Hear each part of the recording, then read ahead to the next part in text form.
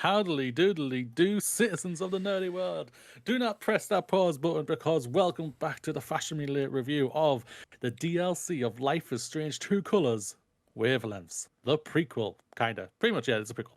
We are always fashionably late, but we still have some words about games. I am kind of the host for this episode because I'm the one talking about it. So Amy's kind of the host, but I am David Mark Moody and the glorious one. And joining me as always is my fabulous co-host, the glorious Amy Kate Alexander, who can finally play small games at last after reviewing Tales of Arise, which is coming hopefully before this one comes out, so we don't disjoint the reviews. It's already out, baby. Before we get into it, how are you, Amy? I hope you're all well. I'm good. I'm good. Tired. I am tired as well. There's no doubt about that. But we all know, ladies and gentlemen, everyone, that Life is Strange True Colors is my favorite game of 2021. It is a game that completely grabbed me, and it's time to get into the general thoughts of Wavelengths because I was incredibly excited for this game. If it is on basically all platforms it was on before, Xbox, the PlayStation, and PC, it is eventually going to come to Nintendo Switch, Life is Strange True Colors and Wavelengths, but it is not out yet on that console yet. The story description is step into Steph's booth as the all-new radio show host for KRCT, Haven's best and only radio station. Over 4 seasons, discover more about Steph's past and her relationship as she makes her mark on the record store, uncovers its secrets, and decides her future. With True Colors gameplay. True Colors gameplay. Sometime Steph will appear around there sometime. Hopefully. Either way. If you see me just do this, she's on the screen. Yeah, she's on the screen.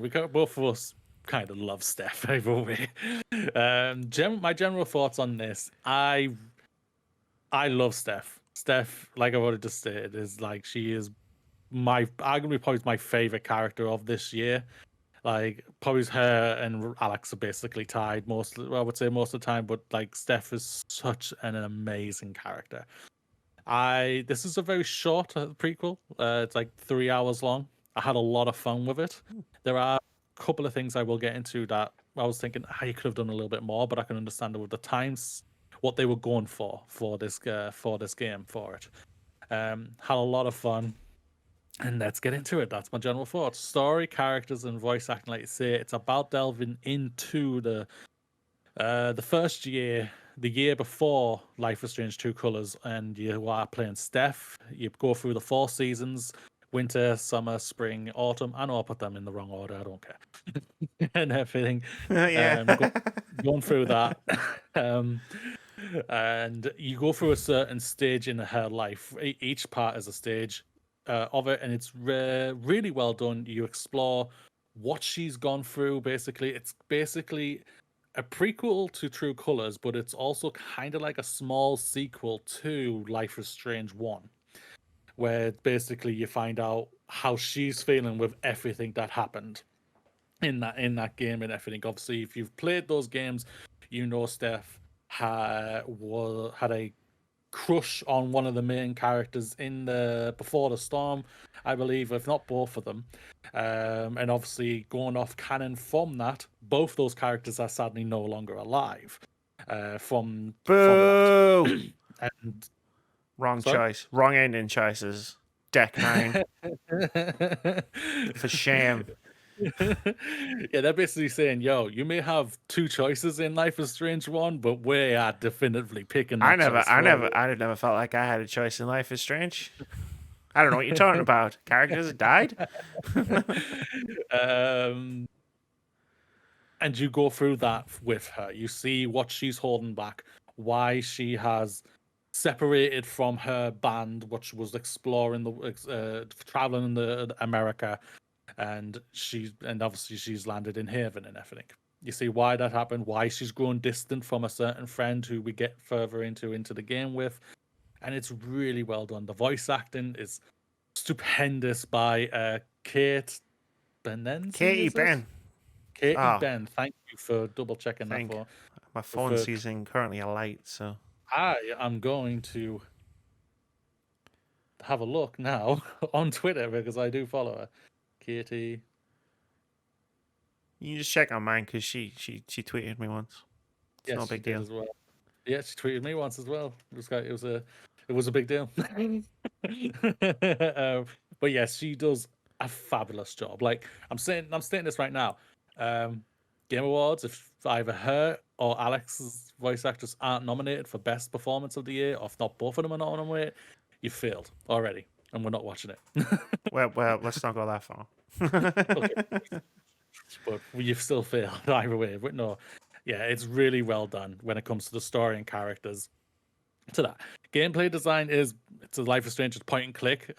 You are uh, we're only in. I'll combine this with the world level design as well because you are literally only in the record store. You don't go anywhere else apart from maybe the back of the room where the storage area, which you throughout the 4 seasons, you clean out over and change things up and tidy it up, I guess, and make kind of her quote unquote office area for herself. Huh, that's weird. Um, I What? didn't expect. I wouldn't expect that. I didn't expect that. So when it says step into the booth, it's literally step into the booth. Yeah. And like don't Yeah. leave. Oh wow. Okay. Yeah, it's really kind of you literally don't leave. How's that basically. work?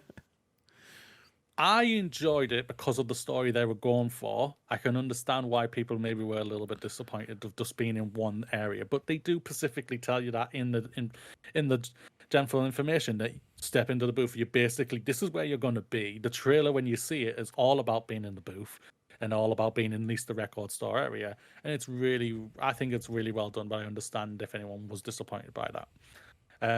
The gameplay part, like you're walking around, setting it all up however you want it. Each season, you see it's all changing. She's putting her stamp on it and everything, and it's really well done. You get phone calls in, so you have to go rush back to the booth so you can answer it. And basically, you kind of quote unquote become a fortune teller, and you literally use a D&D dice to roll to say, and whatever numbers she lands on, you go, oh, this can't be good.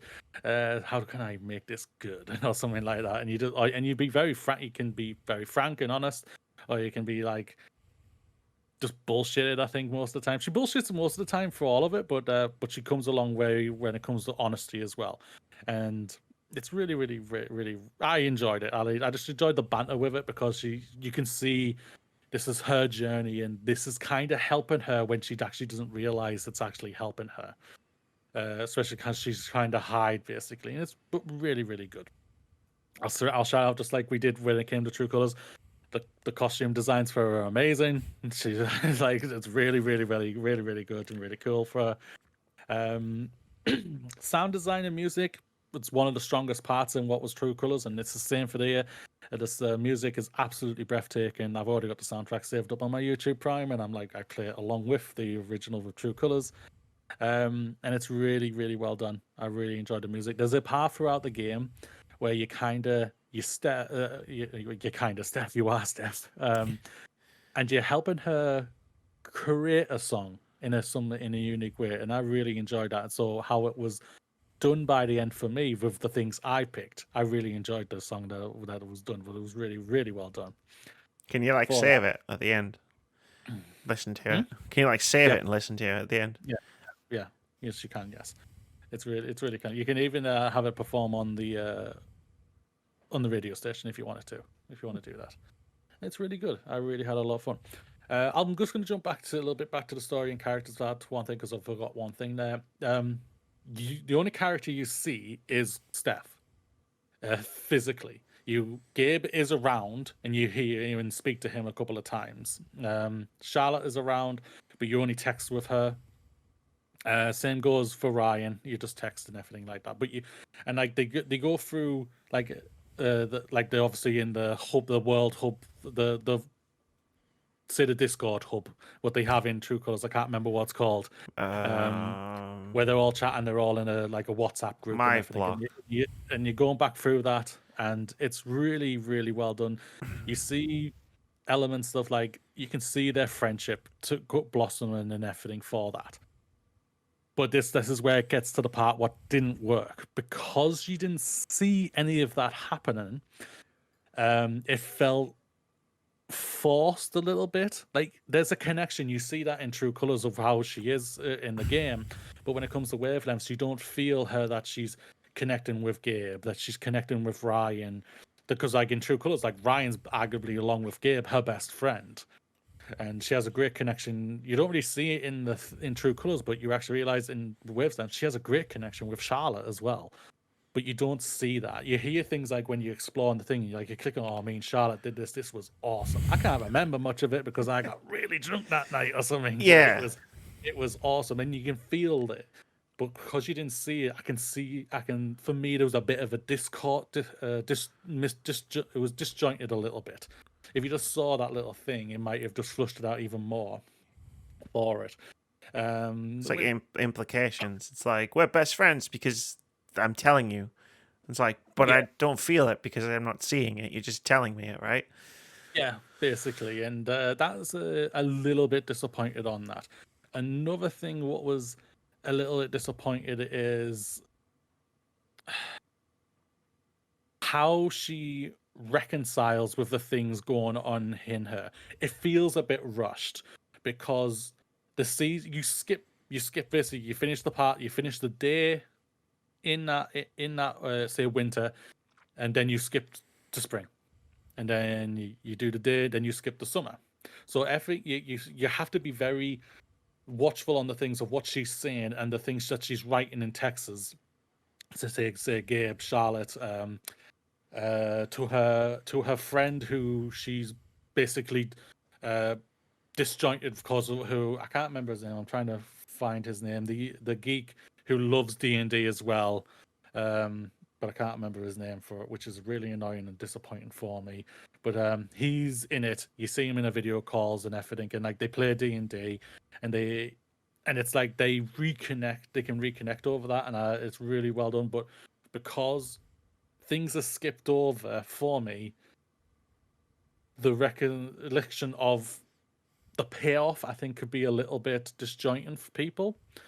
It works for me because I love Steph. I think she's an amazing character, and I've connected so well, and I have that the love and feeling I got from True Colors. So I knew I was going to get a really good story for me, but I can understand for people it probably will be a bit disjointing, and that's where it comes down to when the things of what didn't work. It's a bit disjointing for people because they skip over a lot of things, and you don't see the emotion to a lot of things and everything for that. But Yeah. but if you've played True Colors, you'll understand where people come from, why she's a great character and everything, and it's really, really well done.